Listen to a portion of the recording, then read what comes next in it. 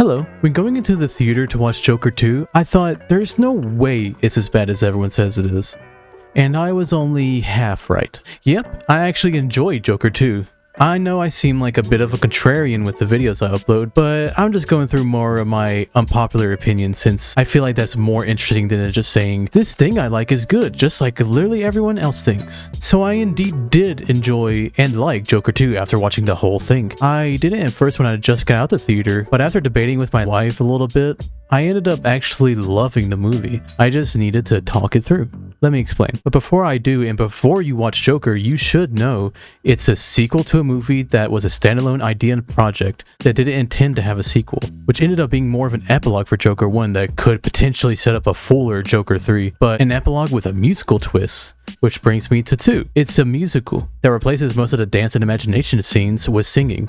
3. It's a movie about themes, more than a revenge plot on society like in the first movie. 4. A sequel will make this movie worth it and incredible. 5. You don't need to rewatch the original because it will remind you. 6. You won't like this as much as the first movie. And 7. It's a tragedy, not a satisfying revenge. So before we get further into this discussion, I want to talk about some of the biggest problems so we can just get them out of the way straight up. Okay, the 2 biggest problems with the movie.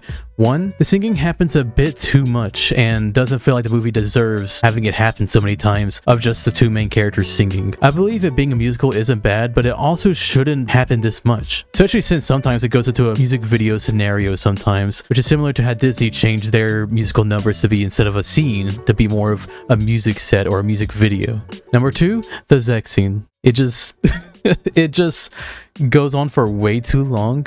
Like, it's important to know that it happened for later points of the movie, but it could have been just slightly implied and then just fully cut. And then the 3 biggest unproblems that people have a problem with, but isn't really a problem in my opinion. Number 1, Lady Gaga as Harley. I think Lady Gaga was good as this version of Harley, and it's pretty interesting. She should have a bit more of a character, but the idea of a sequel that'll have her be more of a character is enough for me to be happy. She also isn't the reason the movie is a musical, like some people seem to believe. The reason I've seen, I will quote right here. However, even before the first film wrapped, Joaquin Phoenix told the director Todd Phillips that he didn't feel ready to leave Arthur Fleck behind. One night, while falling asleep, Phoenix had a dream of his character on stage, telling jokes and singing, giving him the idea of possibly doing a musical sequel. So I believe that this whole thing happened because they thought it'd be interestingly different, rather than adding it because of the themes. I do think the movie uses the music well at points, but it can seem slapped on just because it was interesting. 2. The lack of variety with locations. I understand it looks like a mimicry of the visuals from the first, but I believe that this is because of it being a sequel to a film that didn't need one,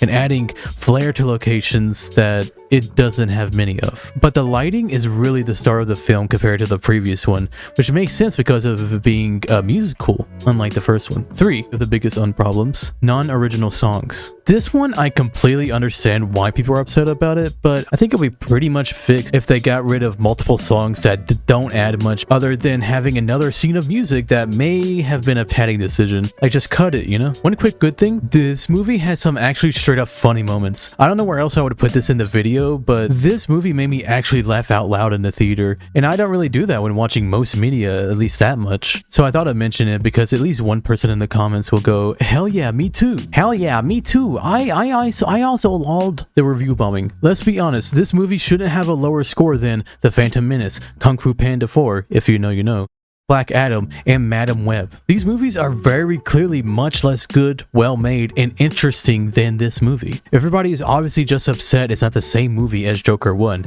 which is honestly ironic considering the themes of the movie.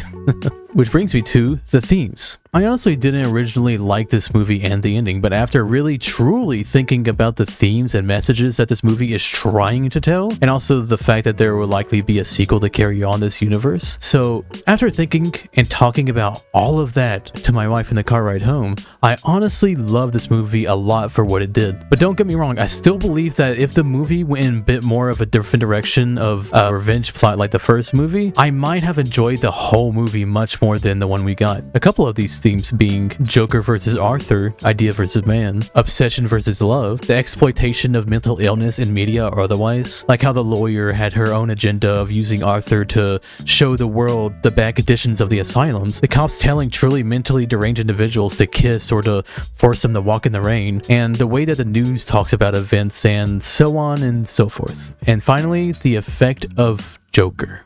It's a musical. The musical aspects are applied through the introduction of Harley. Much like how Joker dances, laughs, or tells jokes to cope, she instead sings, which Arthur catches the bug of because, just like the last time Joker met any female that was somewhat kind to him, he fell in love with her instantly. In love. It's about love. The movie is mainly about love versus obsession, which is why Harley and everyone else fell in love with the idea of Joker. This guy that was able to beat over the head the system that had been putting these guys down for years. The symbol of Joker has infected various lunatics and thugs because it allows them to do terrible things they've always wanted to do, without the worry of it being them. Just like Joker, just like Batman, just like the various guys we see throughout the movie besides Harley and some of the loons.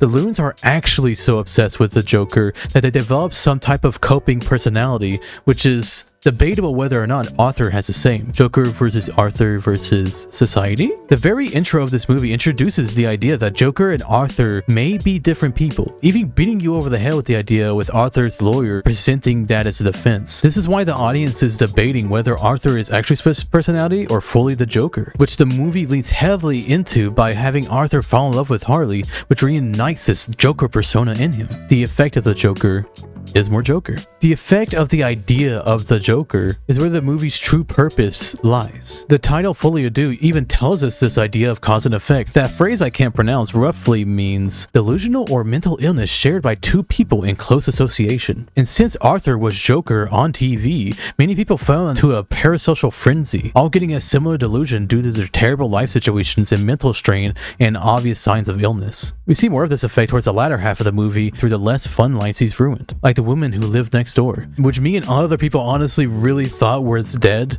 but since it wasn't 100% clear that she was dead or if she was killed by him or not, I'll give the movie that and forgive it for now. His co-worker that was originally nice to him, being the only co-worker that didn't make fun of him for being short. Yoseme who dies due to the new bug going around of Joker being someone who sings. And also the aspect that they go to of the prison system being actually terrible to the mentally unwell.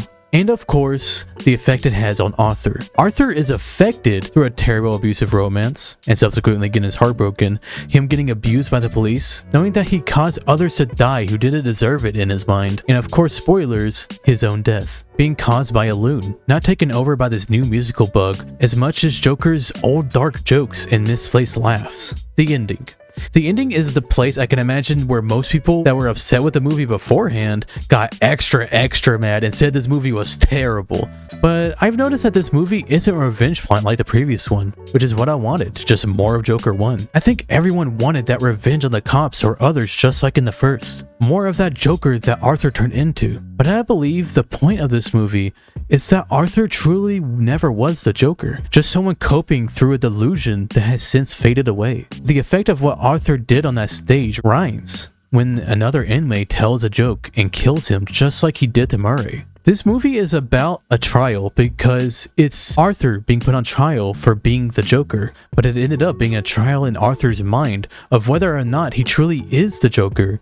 And he's not, which is why he disappoints many loony fans but not the ones outside who are fakely using him to do crime as an excuse. He loses Harley because it's Joker, this idea that she's in love with, that she fell in love with, and gets killed by someone who is truly the Joker, at least more than Arthur would ever be. Even cutting a smile into his own face to show that he is the Joker. He can't just wash off the makeup just like Arthur did. He is the Joker in and out, which is why he became him fully by cutting it into his face. This character, this idea of what the Joker is, caught up to him and put him on death row after losing the trial of being the Joker. My wife has this theory that the new Joker set up the situation with the guard to cause the shanking, which is why the guard didn't return at any point after the super long exchange of telling the joke and everything. Which I believe fixes that a bit, because the entire time Arthur was on the ground and I was like, why isn't the guard tackling the new Joker after being impatient and telling Joker to hurry up like 2 minutes before he got stabbed? Harley and the mental patient new Joker became what happened to Arthur during the first movie. They all loved the idea of the man on the TV, but not the actual person when they realize who they truly are. Even when Arthur tries to make himself Joker during the courtroom, he can't do it anymore. He truly was only the Joker when he got revenge in the first movie. The persona he never was, that everyone believes he is, was lost from his revenge being complete. Using Joker as a platform for violence just like everyone else has done since. But he's no longer in the delusion, essentially faking it by some point until he can't anymore. He's done too much damage. This movie is the revenge or effect of what Joker did and caused since the events of the first movie. The themes could have been more interesting and well done, and probably had more interesting scenes as well. But for what it is, it's better than most superhero movies and real good for a sequel to a movie that truly shouldn't exist in the first place. The sequel, that is, not the first movie. The first one's pretty good. Okay, so I need to talk about the new Joker. The new Joker isn't supposed to be any other universe's or movie's Joker. I put this as a point here because some people actually think that. He's not Heath Ledger's Joker. He's not the Joker from any other version of movie, of show, of comic. He's just a more real version of Joker than Arthur is. The point of Joker 2 is to not idolize him. It's telling the audience that it shouldn't idolize this character. So the new Joker being someone who sees Arthur as an idol to the point of killing him when he isn't the man he wanted Arthur to be. Same as Harley and I bet other true psychos too, which is honestly kind of similar to how the reviews is actually bombing this movie and essentially killing this franchise from having any more movies just because it's not the Joker anymore. I feel like that's very interestingly apt. Which is why Harley keeps singing even when Arthur asks her to stop. He's done with the dancing and needs to face the music. His illusions can't stop reality anymore. They can't stop reality. Instead of being a big bombastic conclusion of Joker killing Murray, it's a little whimper of this inmate killing Arthur. Though only through that brief time he tried to fully embrace Joker in this movie was when he seemed truly happy. But then the world reminded him of what he did. He was punished by the world for being Arthur, this kind guy that was beaten, who was just trying to take care of his old mom, only for her to call him a loser to other people behind his back. Trying to spin a sign or make a kid laugh, only to get weird stares or get kicked in the alleyway, get beaten down. Only when he was a Joker did anyone truly care about him, but he couldn't handle the terrible things he has done and affected people in such terrible ways that don't deserve it. The dark future. But honestly, it wasn't until I searched for what the new Joker is, because me and my wife thought it could potentially be the same actor as the Joker from The Batman. And on there I saw on the wiki page this idea. Right under the development area, the first paragraph contains this. Joker 2019 was intended to be a standalone film. Warner Bros. Intended for it to launch DC Black, a line of DC comic-based films unrelated to the DC Extended Universe.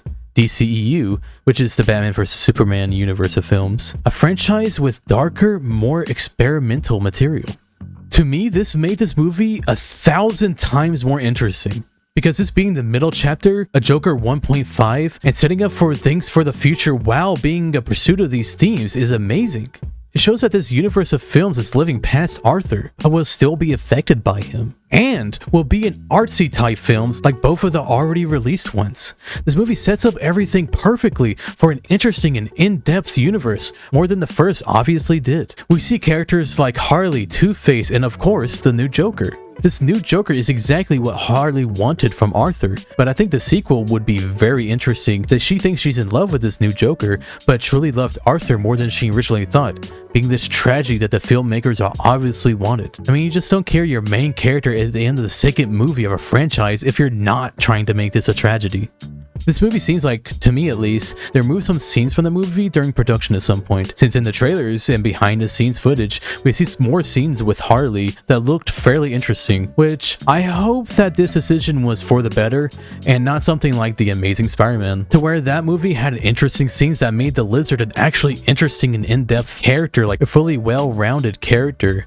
but instead we got this heavily dumbed down version of the character in the final product. I hope this isn't the case for Joker, but with how much the character Harley seems to lack overall in this movie, I could see this reality being the case.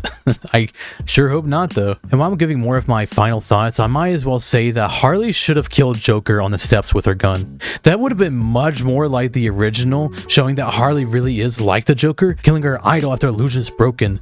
Maybe because the movies needed a new person to be Joker 2024, but that would have just fit the themes without adding a random new character and be an iconic moment of him dying on the steps where he first truly became Joker, only for him to die for not being him. He is not him.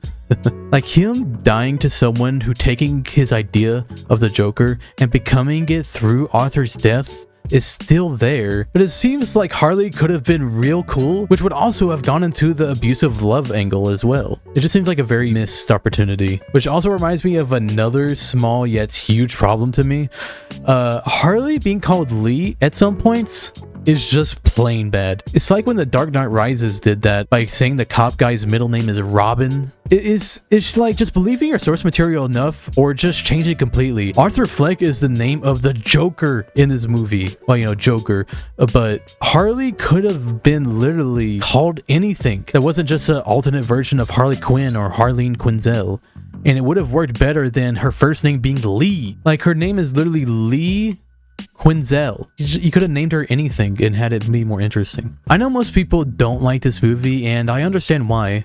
I just hope if the next one comes out and is done interestingly, that everyone will at least give it a chance. Because I believe that it could change all our minds and be a truly deep, interesting cinematic universe of artsy films. I really would love for these movies to happen and hope the poor reviews doesn't make the future films not able to happen. If you haven't seen it already, please give it a try. Audiences also didn't like American Psycho when it first came out until years later. Years, like multiple decades. Though I bet if this is the same old revenge/killing everyone plot of the previous movie, but with Harley and the occasional singing, it would have met everybody's expectations and gotten a good score. That's all I ask. Thank you. Blah blah blah bye. Also, before the video ends, if you want to watch a better put together musical about psychos falling in love, go watch Sweeney Todd. Me and my wife love that movie. My wife loved that movie.